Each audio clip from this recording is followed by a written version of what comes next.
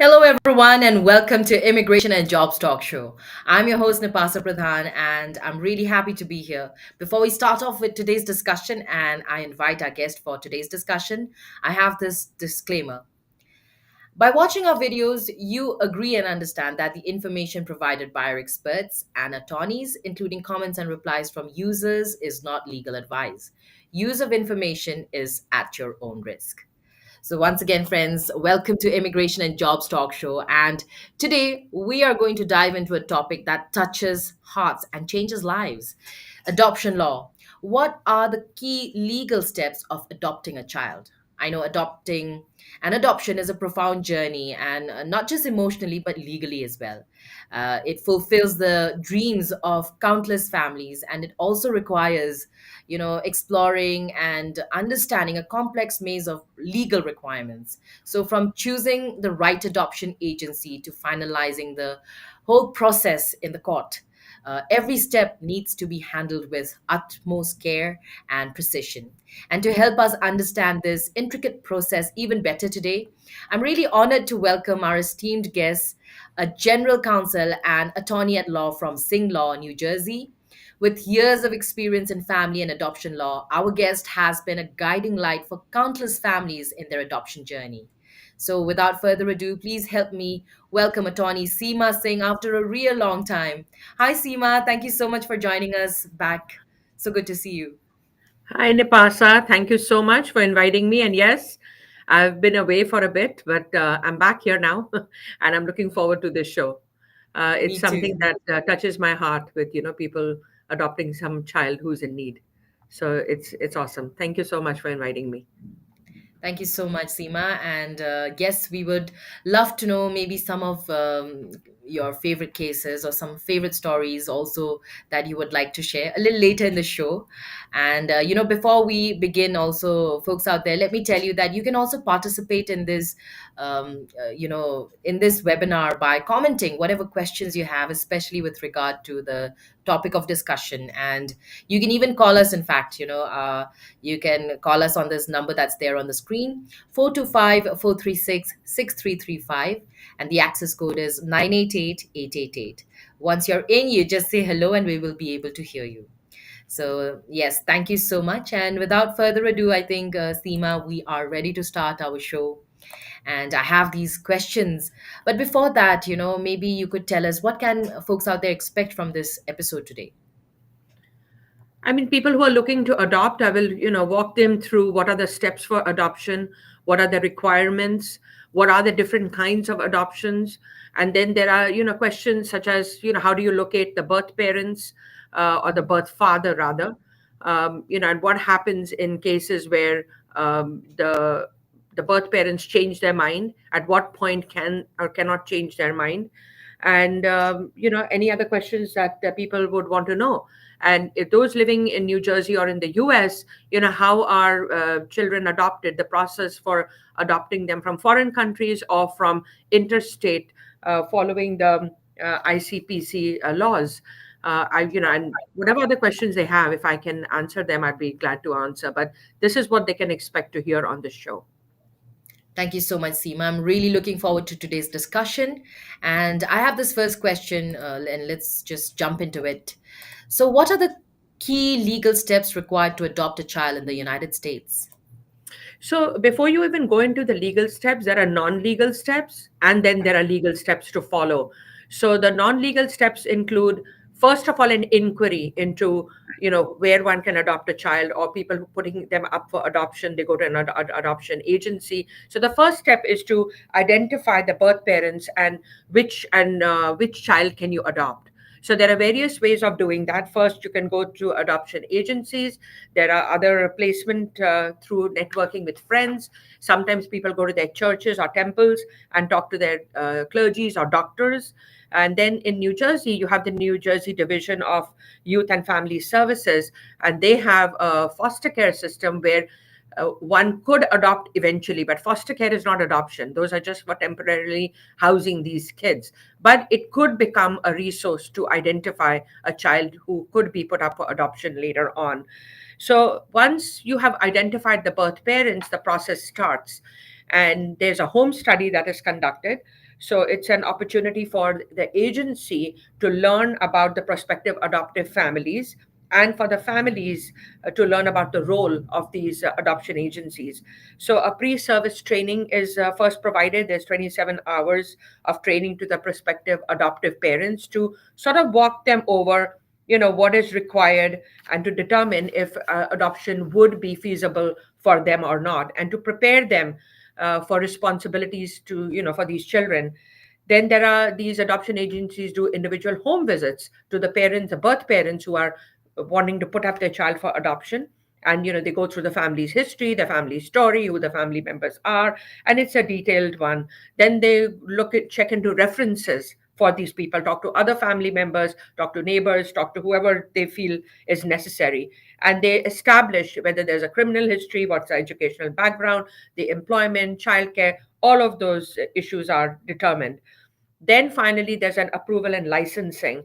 So since July 2005 in New Jersey, it's necessary for adoptive families to be licensed by the Office of Licensing, that's the OOL. And then once they complete the home study, the resource family workers will forward this study to the Office of Licensing. And then based upon their findings, you get licensed. And then once you're licensed, then you wait for an availability of a child. Or if the child is already earmarked, then you start that process. So once that happens and the licensing takes place, the next step is the selection and the pre-placement. So when the family is finally selected for a child, then these adoption agencies will meet with them, and they will go through the child's family background history, which they've done previously as well. And then after the pre-placement, if both the families, the birth parents and the adoption agency are comfortable, and sometimes also the child's opinion, if their child is 10 years or older, their opinion is also taken into account as to what they feel about the adoptive parents. And then once that's all in place, then the placement and the supervision starts. The child is then placed at the adoptive parents' homes, and obviously, it's a new environment. A lot of times, the state would recommend that they go for counseling and therapy to make them, in sync and jive with each other. And it's very important for people to understand that there's some fear, there's discomfort because you're in a new environment. So within 5 days of the placement, the adoption agency will come there and they will discuss with the adoptive parents if there are any issues or how things are going. And especially for school age children, there are many more issues than for a smaller baby, an infant, or a baby a child less than 5 years old. So at that point, if they are school going children or teenagers, they recommend a lot of counseling and therapy just to make them in sync with each other. Once that is complete, then unless there are specific issues that need to be addressed, then the adoption agency, 6 months after the placement, will then forward their consent to adopt to the adoptive parent's attorney, and the attorney will file the legal petition to adopt and secure a date for the final hearing. At that point, the adoption agency will submit to the court all the study work that they've done, the research, all the investigation, and sometimes the adoption agency will also attend the final hearing. And sometimes the judges will also speak to a child if they're 10 years or over, just to see how the child feels about it. And that's extremely important. So once the court is satisfied, then during that time, he will make the adoptive parents the legal parents of the child with full rights as the birth parents. And then subsequent to that, the attorney will get an amended birth certificate. If the child's name is being changed, they will have an amended birth certificate with the name as given by the adopted parents. And then the original birth certificate will be placed under seal by the Bureau of Vital Statistics. And that is basically the process. Um, Tell Wow. me anything I mean, else you need me to yes, cover. So it's, there's so much going on, and every step needs to be given proper attention to, with all documents required, I'm sure. So yep. maybe if you would like to highlight some very important documents, maybe, Seema, for people, folks out I there mean, who really want to the adopt. home study is the most important part of it, where you have to prove your financials, your education, whether you have any criminal history or not, how the environment in your home is, and whether the child will be comfortable there or not. That's the most important part. And adoptive parents, how loving they are. So these caseworkers actually come and really do a proper interview. So Yeah. that is the most crucial part, I feel. And the other very important part is to identify the child that you want, because that could be a challenge. You could be on a waiting list for a long time otherwise. So a lot of times they recommend that, sometimes they come with these private adoptions where they already Mhm. know the children. So those become easier. But the court scrutinizes it and makes sure that the adoption is being done for a legitimate purpose and not just to exploit a child. So true, so true. We will talk further on this, but let's go on to our next question for now. So, Seema, if you can explain the different types of adoption as well, would be great. So there are many types of adoption, and I have some notes here. I didn't want to miss out on anything. First of all, adoption is where a legal rights and responsibilities and duties and privileges and relationships of the child with their birth parent changes and is conferred upon the adoptive parents. And there are many types of adoptions. Which one is a finalized adoption, which is the legal transfer of all the parental rights and responsibilities from the birth to the adoptive parents, and that's what I've just covered. It's that whole series of steps. Then there is, and that includes the agency adoptions, which I just covered, because an agency adoption is where the birth parents and the child independently come to that agency, and the agency sort of builds that bridge and matches the child with the parent. Then we have foreign adoptions. There are children in the US who are adopting from foreign countries. Those become challenging at times because you have to, the adoption agency becomes the immediate relative of the orphan or the alien child for the purposes of immigration. And they have to follow all the USCIS immigration laws.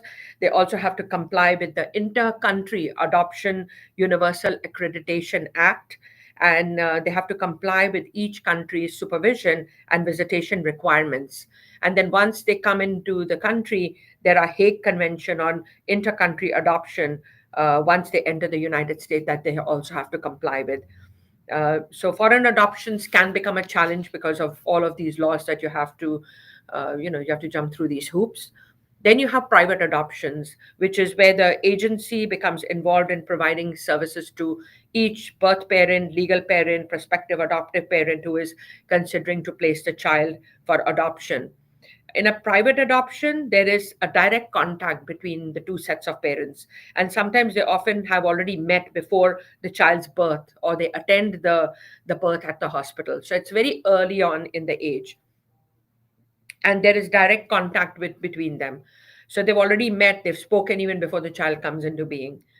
Then there is independent adoption, and this is where the child is received in the adoptive home from a source other than an agency.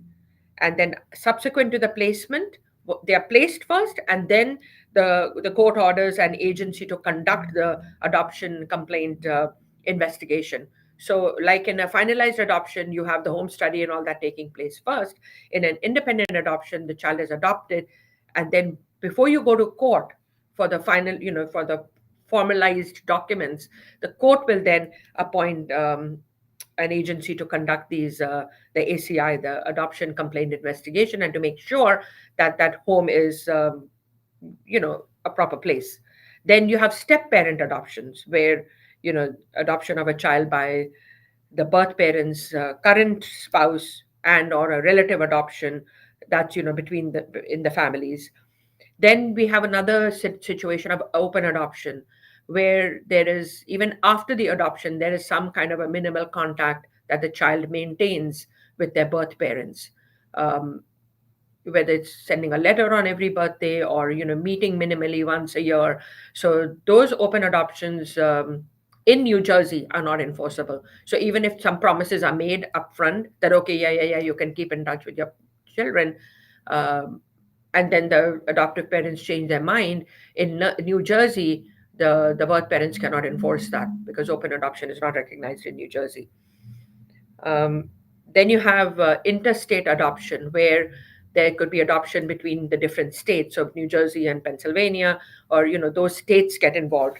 That's where the Interstate Compact on Placement of Children, which is the ICPC, that gets invoked.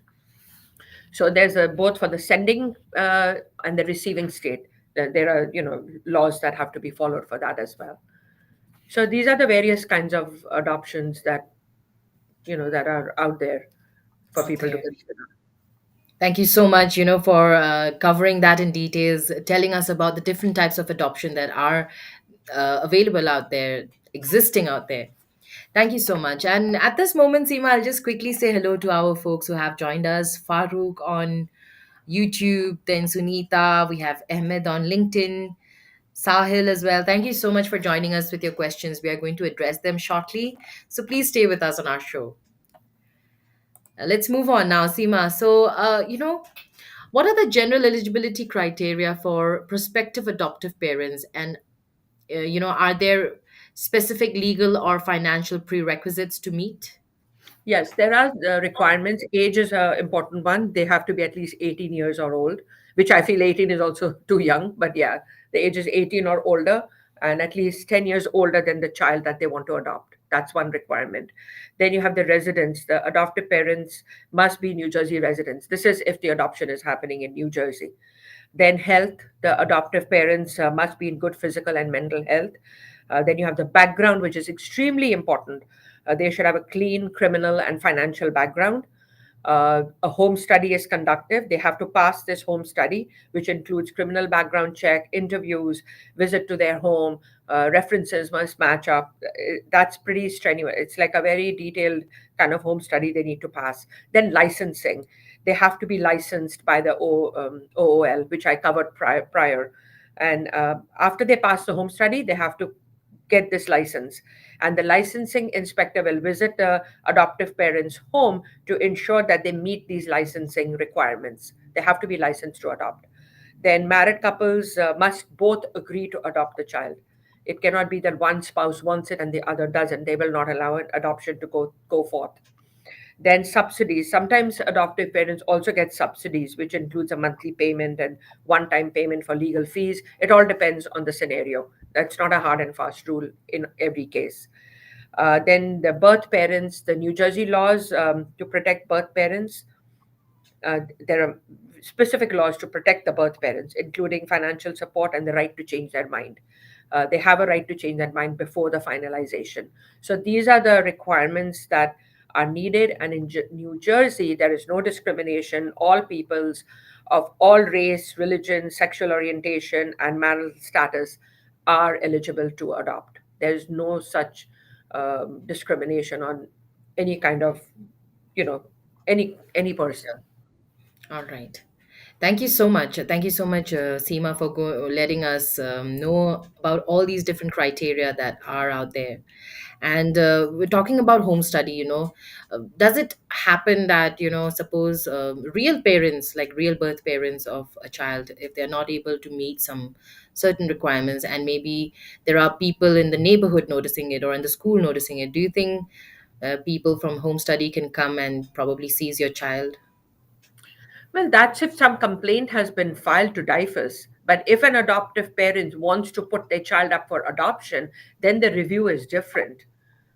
If they are not treating their child properly or things are going on, then DIFUS gets involved. That's a whole different process. And sometimes DIFUS can take your child away till things are resolved. And that's where foster care comes into place. They put them up in foster care so that the Mhm. child has a temporary home while things are being resolved with their, birth parents. So two different things. Um, when they put their child up voluntarily for adoption, the review is different than if they are mistreating the child or there are issues in the home that are not, conducive to the child's upbringing there, and somebody has complained. Mhm. Mhm. All right, all right. Thank you so much, Seema, for highlighting that as well. Let's move on now to our next question. And tell us, Seema, is it mandatory to hire an attorney for adoption, or can prospective parents navigate the process independently? You can. I wouldn't recommend it because at some point you do need an attorney to file those petitions and get the orders finalized, get the birth parents the records sealed. Um, get the new birth certificate, you do require an attorney at some point. But yeah, you can go ahead and do it on your own. I wouldn't recommend it. And I've seen in one case that I was handling where an attorney was needed actually to identify the adoptive child, the child being adopted. So sometimes attorneys have these resources as well, where they can help you find a child or identify a birth parent. So Right. it's really a person's choice, but I know it's easier to navigate through this as an attorney. And I'm an attorney, so obviously I would say that. Absolutely. Not Yes, sympathetic. folks. And you can actually go and contact You attorney can. Seema Singh as well. And her phone number is here on the screen, 609-454-3169. And you can email 68, her 3168. 3168. Did I say it wrong? Okay, let me repeat that. 609-454-3168. That's a number, and her email address is seema@ssinklaw.com. And go visit www.ssinklaw.com to get to know more about attorney Seema Singh. And Seema, of course, I'm sure you have many cases. Maybe if you have something very close to your heart with regard to adoption, it'll be really nice to know it from you. I mean I do, and I have not done many adoptions, but the few Okay. that I have done, one is still in the pipeline, and we are like keeping fingers crossed that it goes through, because it's this lovely couple who've been trying to have a baby. They just can't have a baby. They've tried IVF, and by the way, if you have a surrogate that you're proceeding with, you cannot adopt. So it has to be one or the two. So in that case, there was a surrogate involved, and then the adoption agencies found out, because you have to fill out this questionnaire. So they first rejected it, and then unfortunately the surrogate, miscarried. So then they went back to the adoption agencies, and right now, um, they did identify a child, but it hasn't yet come to fruition. So we are keeping our fingers crossed. That's the recent one that's happening. So Yes, let's then there was let's one read. where Yeah. there was one where they took this child from foster care, and that was like really sad. He was a boy, and he loved this couple, the adoptive parents or the foster parents. They took them as foster care, subject to adoption later on, and the parents had passed away. But then the grandparents arrived from India, and they snatched this child because they were. And a lot of times people want to take them because the state is funding it, which is very unfortunate, because you have older grandparents who are taking this child. How long are they going to live? Right. So that Right. was really a sad scenario where they got so attached to this child. The child was very attached to the adoptive parents, but they took him away because it was foster care leading to adoption. So that was a sad one. I hope they're still in touch though. No, they had to Oh. break ties because it was very tough for them to keep in touch, and then the grandparents sort of discontinued that connection. Mhm. So they were It's devastated. heartbreaking sometimes, It Ray. was very, very, very heartbreaking. So it's a very emotional kind of a it's an emotional thing, adoption, It is. It is. It's and hard, I'm especially for sure. people who can't have children. I can really I feel their pain. Mhm, mhm. Well, I think it's like good news for some and sad news for the others, but it's mixed emotions and yes, very emotional journey, I think, for many. Thank you, Seema, for highlighting some of those cases that you went through. And let's go on now. Let's come back to our questions. And now, if you can tell us, how does the Interstate Compact on the Placement of Children, the ICPC phase, ICPC impact the process? When adopting a child from New Jersey. So Inter Compact on Placement of Children Act is invoked when you have a child in a different state being brought to New Jersey, or vice versa. So it is for both the sending state and the receiving state, there are a set of laws. So once the baby is born, the adoptive parents will travel to the sending state to pick up the child. If permitted by the hospital policy, the adoptive parents can also stay there during the birth of the child, but they must wait for approval from the sending state's ICPC before they can leave with that infant. But they cannot return to the receiving state either till the approval of adoption has been granted by the receiving state. So, yeah, if they've identified a child in a different state, the child is born, they can travel there. But till all the receiving and the sending states' laws are cleared and they get approval in both the states, they cannot bring the infant back home. So once the infant is in the home, once that is all clear, they're in the home, then a complaint for adoption is filed within 45 days. And then within 90 to 120 days of the child entering the home, the court will schedule the preliminary hearing. Then the notice of adoption is served on both the birth parents, upon the birth parents, in accordance with the statute of the state where the child is now. And especially this is done only if the legal rights are not surrendered, because now you have to formalize it. So it goes backwards in the case of ICPC. You first bring the child, then all of this is done. And at the time of the preliminary hearing, the birth parents' parental rights gets terminated, um, if they have not filed any objection. And then a final hearing takes place 6 months later. And then most courts in New Jersey will not require an appearance at that time. Then it's just, it's stamped and you are on your way. So that's Okay, how the thank you so much. ICPC works. That's for in the US interstate. Okay, With the okay, foreign laws, you have the USCIS laws and all those other accreditation act that kicks in. okay. Thank you so much, Seema, for taking that and for your detailed explanation. I think at this moment we should address some of the comments from our viewers. So Sure. let's take one by one. Control, if you could just pull them up, please. We'll come back to our questions again, but let's go with Ahmed on LinkedIn saying, "Can you adopt newborns within USA and outside USA?" Yeah, sure, you can adopt, but again, there are laws you have to pass, like all the steps that I went through. Um, you have to make sure that you comply with them. I covered that in detail. So you have to make Yes, sure if you within USA is the ICPC. It's within different states. If you're in one state, you're adopting from another state, then you have to pass those, get approvals from both the state. And then each step is very US, crucial. Yes. outside USA, I covered the immigration laws, and that at that point the adoption agency becomes the parent or the guardian for the person who's for the child who's coming into the country. Right, right. So, Ahmed, I suggest you can watch this whole episode again, because once we are done streaming, this episode is still going to be available, and you can go through, because each step is crucial, and Seema has already covered that in this episode. So, thank you for your question, and if you have any more further questions, you can keep commenting, or better even, just join us in this call. You can dial this number 425-436-6335, and the access code is 988888. Once you're in, just say hello, and we will be able to hear you. Thank you. Now, moving on, let's take up Sunita's question on YouTube. My spouse and I are considering adoption, but we've heard the process can be overwhelming.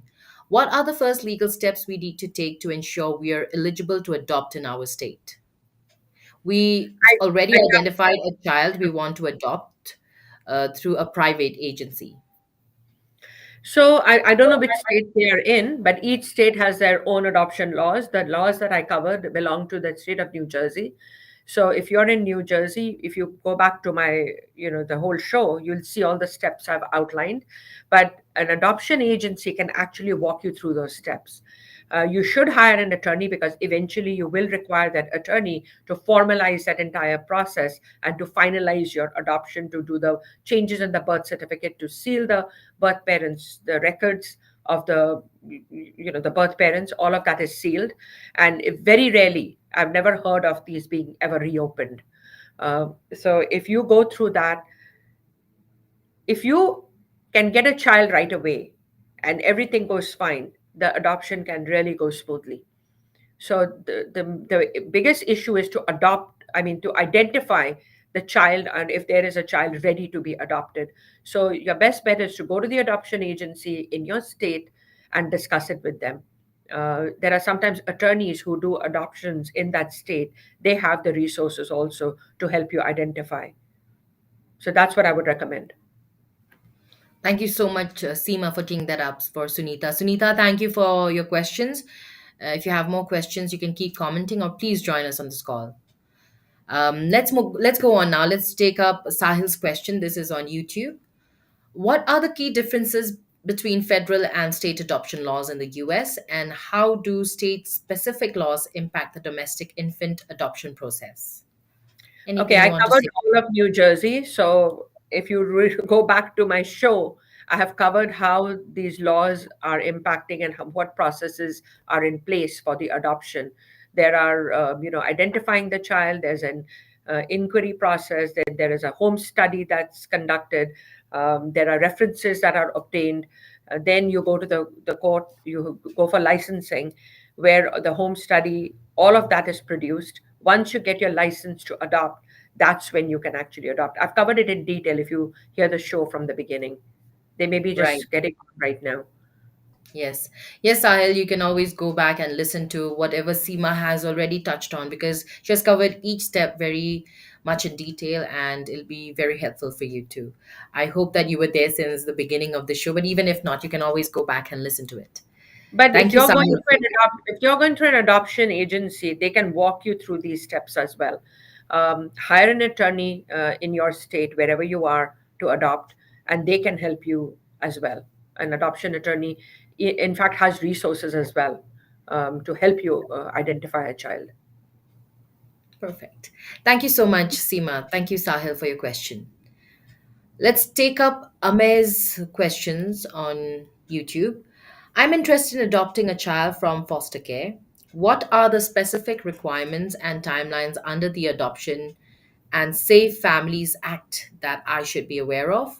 And how does the interstate compact on placement of children impact my adoption process if I'm adopting across state lines? So I've covered that as well, the ICPC laws. You have to make sure that you get approval from the receiving state and the sending state. So if you're in New Jersey adopting from Pennsylvania, you need to get approval from both the states before you can bring the child into the receiving state. And then the complaint for adoption is filed, the notices are given, the parental rights are terminated for the birth parent, and it's transferred or conferred upon the adoptive parents. And the birth records are sealed, new birth certificates are created. I've covered that in detail, the ICPC laws. But foster care is for temporary placement of a child in a home because of reasons that they could not survive in their home or they're not ready for adoption yet, the consent has not been obtained. So all of those things factor in for foster care. But if you are getting a child from foster care, that has its own separate steps, and it's a 6-step process for fostering a child, and then later on, if they are up for adoption, to adopt. So for that, you have to first request information from whichever state you're in. I know in New Jersey you have the US Kids that you can contact, and they can give you information on fostering. They have an orientation meeting for the fostering parent where they will walk you through the journey of fostering, how to become a foster parent, the characteristic of what kind of kids are in foster care, the foster care rules and regulations. They'll walk you through all of that.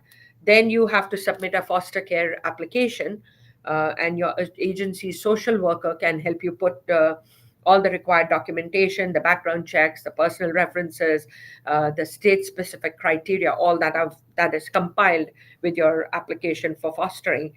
Then you attend a pre-service training, which is about, I believe it's 30 hours of formal parent training, which covers essential topics from what to expect to trauma-informed foster care. Then you have a complete assessment and a home study. A home study is done of your home to make sure that it is compliant with the foster care rules. Home visits and interviews from social workers take place to ensure that you're a good fit and that you're ready to be matched with a foster child. And then finally, you have to get your foster license, which is, it takes about 3 to 6 months, and it'll get you your family license, and then you're ready to, welcome a foster child to your home. And then once that foster child comes, you have to be prepared that it's temporary. That child is not there. You're not adopting the child. You're just a foster parent. The birth parents or somebody from their family could come and take that child. So, and sometimes that is, traumatizing for the parents who are fostering them. But then there are other times where people are taking foster children for the wrong reasons just to get the money, because there's, I think, $700+ that you get for each child that you foster from the state of New Jersey.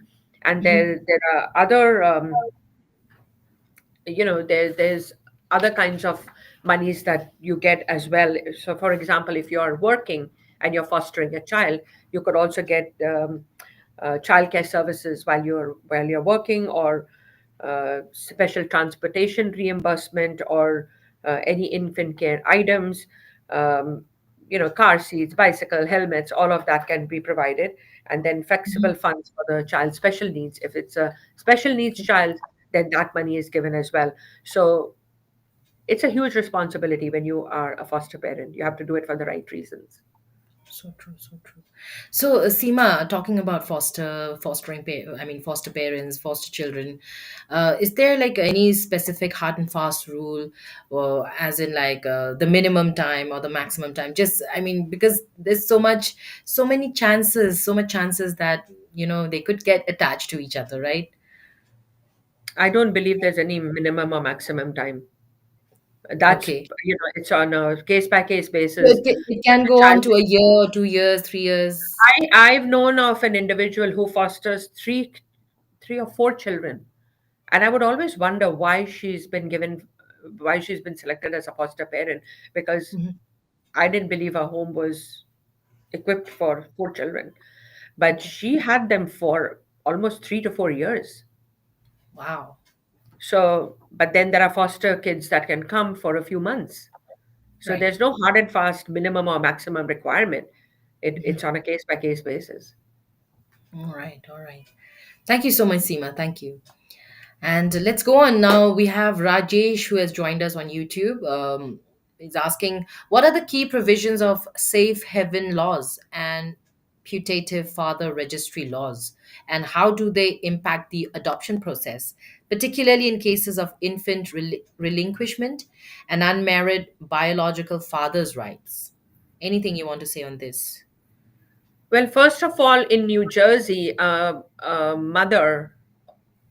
birth mother, doesn't need to identify who the child's father is. And if Okay. it's not identified, the father has no rights because no notice is provided. But if a father's name is mentioned on your birth certificate, then you have to follow the process and give them the due notice.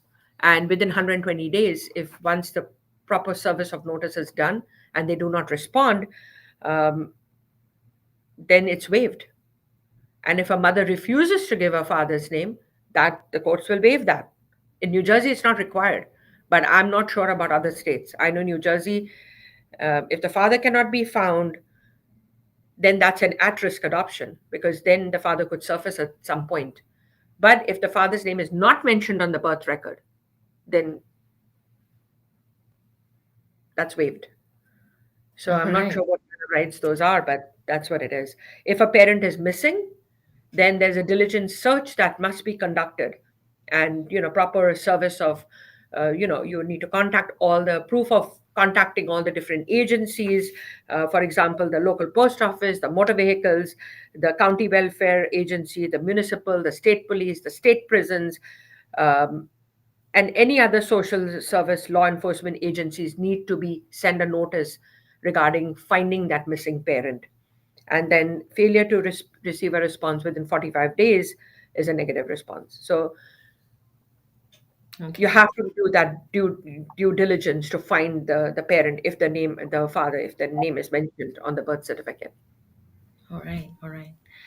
Thank you, Seema. Thank you for taking that up for Rajesh. Rajesh, thank you for your questions. If you have any further questions, please keep commenting or join us on a call, okay? And Seema, let's get back to our questions. I have a few more. So, if you could tell us, for international adoptions, what are some common legal hurdles, families face, and how can they prepare to overcome them? It's all the immigration laws and the laws of the state where they are coming. And we know they keep changing. So if you filed and there's an amendment to the law, you have to comply with that as well. So it's like a moving target. And that's where the challenges arise. And then there are certain countries where it's easier to adopt kids from versus others. And then the Right. country of, like I know from India, to adopt a child is pretty tough. because of certain laws there. But I Hmm. know I have many clients. Um, I didn't do the adoption, but I've heard that they have adopted from Korea or China, and it's very easy to adopt. So it all depends, country by country, and the challenges you face is all related to the immigration laws and the accreditation act of that particular country. All right. Thank you so much, Seema, for taking It's that called up. the Inter-Country Adoption Universal Accreditation Act. Um, that you have to comply with in the other countries. And then the Federal Immigration and Naturalization Act is the law of the US that you have to comply with. Right, right. Thank you, Seema. Thank you for taking that up. Now let's go on to my next question. And if you could tell us, what legal steps are involved in obtaining consent from the child's birth parents, and under what circumstances can parental rights be terminated? Is this adoption, or because parental rights can also be terminated with other scenarios, even if you're not adopting? The court can, on a petition by a family member or, DIFUS, terminate Let's parental cover rights. both.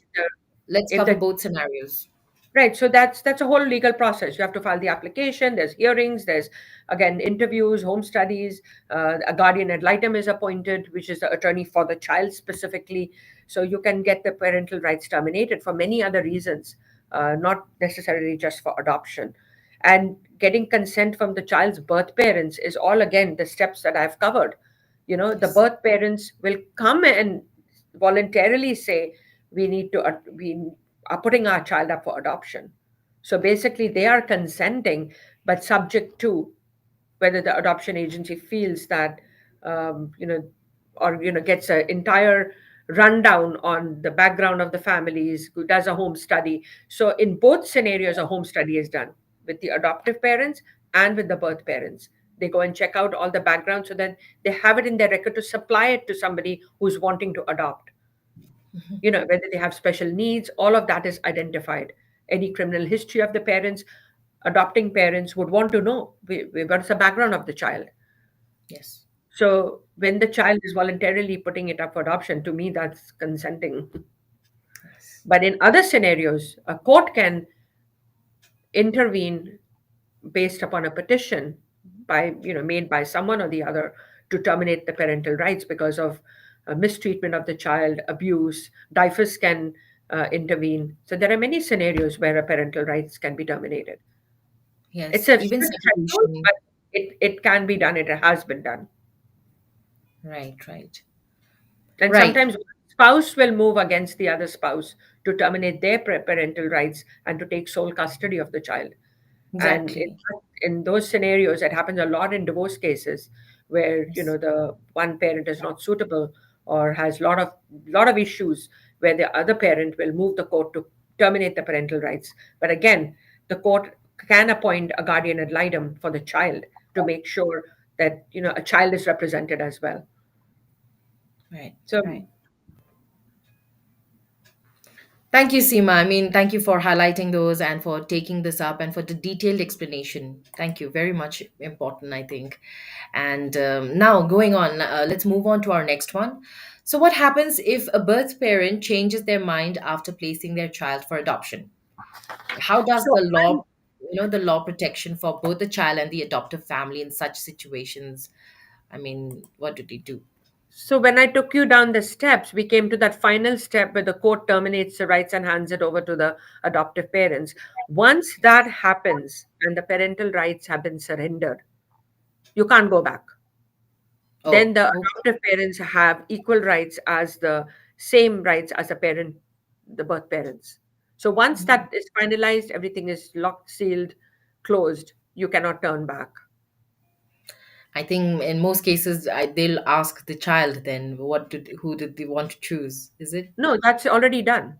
When the Okay. child is 10 years or older, I walked you through that. They Yes, come yes, you for a did. hearing, and at that point, a child has a right to express their opinion, but it's making sure that they are 10 years or older and are not influenced by someone else. Their opinion is also taken by the court. So that's Yes, already yes. done.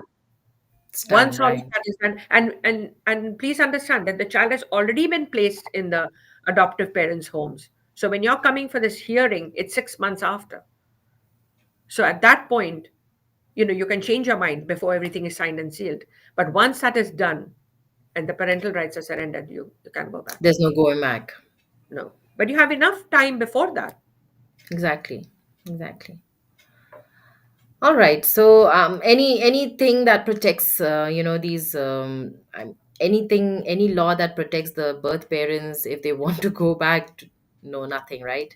Once it's done, No, it's done. in New Jersey, all records relating to adoption proceedings, including the complaint, the judgment, all the petitions, the affidavits, the testimony, the home study reports, the briefs, the notes, and any relevant document, they are sealed by the county clerk, the court clerk, and they may not be opened to inspection or copying without a court order, which is almost never occurs. Okay. In some cases, the court may choose to provide an adopted child with medical information without releasing the names of the birth parents. But there may be some medical information, that's needed for even the adoptive parents regarding the child that the court will release, but not the names. Okay. Okay. All right. Thank you, Seema. Thank you for taking that up and for the detailed explanation. So, if a birth parent wants to maintain contact with the child post adoption, how can adoptive families navigate open adoption agreements while ensuring they comply with legal boundaries? In New Jersey, they are not enforceable, but many Okay. states do have that. And I do not know much about the other states, but in New Jersey, even if the birth parents and the adoptive parents agree that they'll be able to maintain contact, and then the adoptive parents, decide no, it's affecting the child to settle down, um, then that's not going to fly. Okay.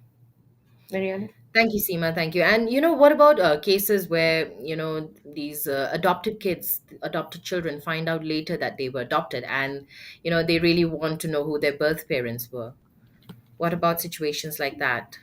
I know a lot of them go hunting around, and I know the Yes. court records cannot be reopened, but they may find other places to find out and dig, and you keep seeing these talk shows where somebody just discovered 50 years later who their birth parents were.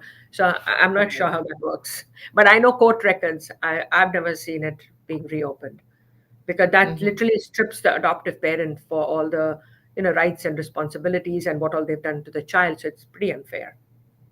It is. It is. I don't know how to But I answer. think, yeah. But once I think some of them, they really, of course, they are hurt that their own birth parents left them, and when they want to hunt, some want to, some don't want to hunt them down. But I think the all they want to know is why, right? In a I lot think of that's private adoptions, like between families, I know we have a scenario right in our friend circle where the child was told when she became a teenager, about 16 years old, she was told who her birth mother was. And they have a great relationship even today. I'm sure maybe deep down she despises her birth mother, but they seem to have a good, cordial relationship. But where these legalities, from totally unknown parents, I don't think an adoptive parent will allow them to find out about. so true, so true. Well, Seema, anything more you want to say It's about? it's a very emotional topic. It Adoption. is actually yes. So many lives involved and so much responsibility. Some fail with their responsibility and open to adoption, and there are other cases where they find out later, like we just spoke just now, and they want to hunt them down. But yeah, so much, I think so much has been happening. Any more or any case study you want to tell us about, Seema, before we wrap up our show for today? Well, what I would really say is that if you're planning to adopt, make sure that both parties are in sync and they are Mhm. equally loving to a child from a third party. Because sometimes you feel yes, but when the child comes in, one parent is like not fully there, and it's very Mhm. unfair to the child you're bringing in. And I've seen this happening, and that's why I bring it up.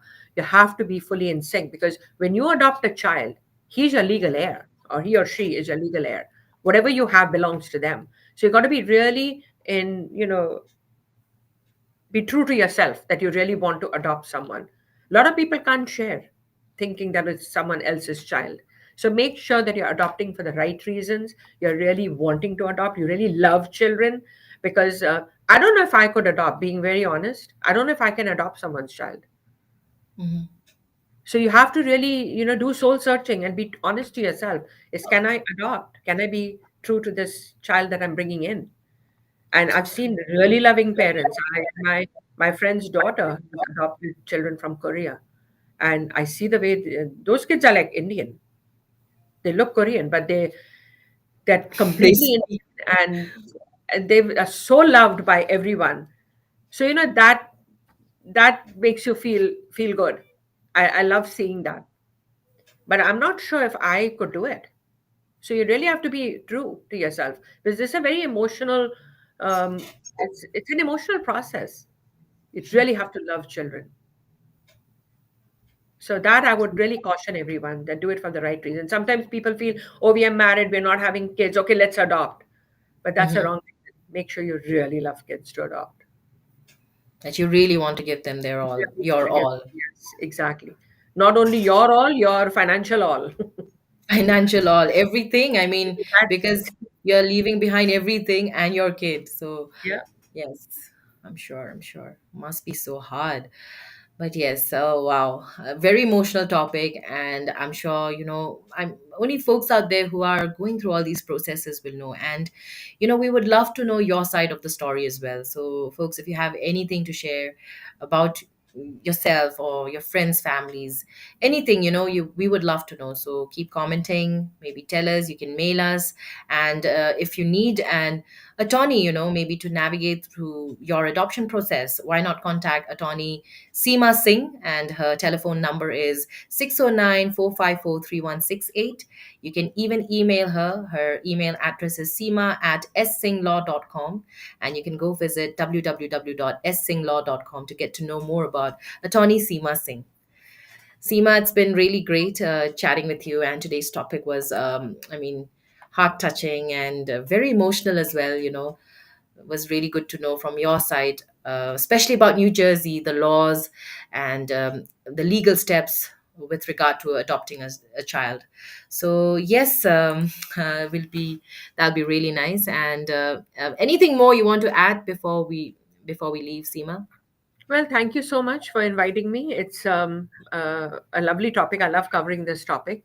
Uh, but again, anybody not having children, you can reach out to me if you're looking for adoption. You can do it yourself as well, so you don't need an attorney. I do want to say that you don't need an attorney. It's always good to have one, because sooner or later you will need them to formalize all your steps.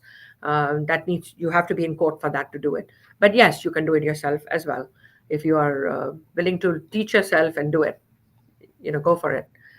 Yes. But again, adoption is a beautiful thing. There are so many children out there who could, be in a good family, in a good environment. And if you have an open heart, an open house, bring someone in, I just think it's so good to give back. It's a way to give back if you don't have your own children.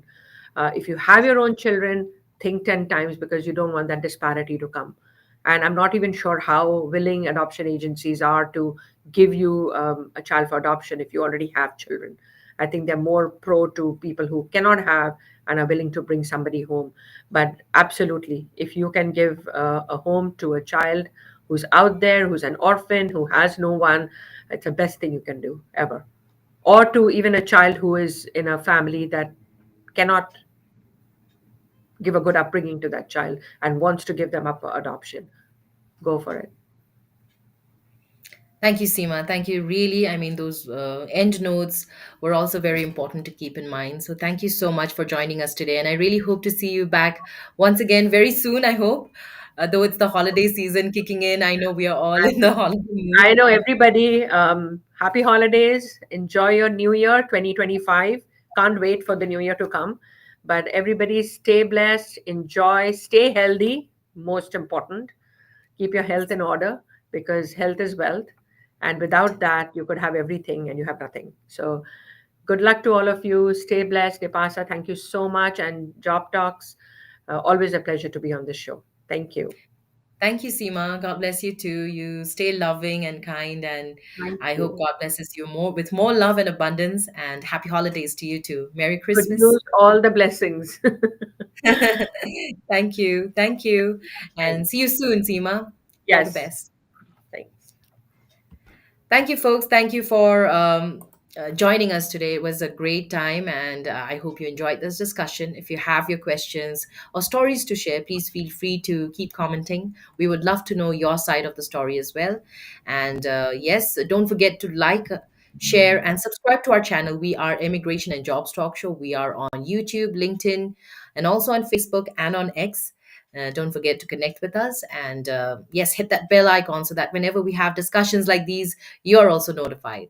Thank you so much, folks, for joining us, and stay tuned on Immigration and Jobs Talk Show because we have so much to share with you. Bye bye for now.